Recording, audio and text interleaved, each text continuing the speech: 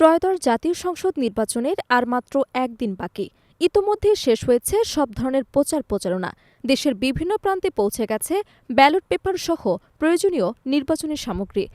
যে কোনো অপ্রীতিকর পরিস্থিতি এড়াতে সেনাবাহিনী ও বিজিবির পাশাপাশি বিপুল সংখ্যক আইনশৃঙ্খলা রক্ষাকারী বাহিনী মোতায়েন রয়েছে মাঠে।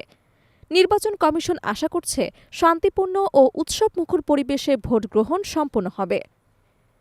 নির্বাচনী প্রচারণায় এবারও সক্রিয় ছিলেন শোবিজ অঙ্গনের একাধিক তারকা। নিজ নিজ পছন্দের দল ও প্রার্থীর পক্ষে মাঠে নেমে প্রচারণা চালিয়েছেন তারা।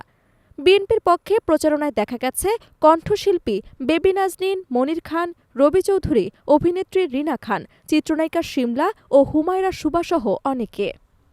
তবে ভোটের দিন সবাই অংশ নিতে পারছেন না। জানা গেছে ঢাকা ১৭ আসনের ভোটার ঢালিউড সুপারস্টার শাকিব খান বর্তমানে ভারতের একটি সিনেমার শুটিংয়ে ব্যস্ত থাকায় দেশে নেই, ফলে এবার তার ভোট দেওয়া হচ্ছে না। একই আসনের ভোটার জনপ্রিয় অভিনেত্রী জয়া আহসানও দেশের বাইরে অবস্থান করছেন। তিনি ভোট দিতে পারবেন কিনা তা এখনও নিশ্চিত নয়। ঢাকা ১১ আসনের ভোটার চিত্রনায়িকা আরিফিন শুভ যুক্তরাষ্ট্রে অবস্থান করায় ভোট দিতে পারছেন না।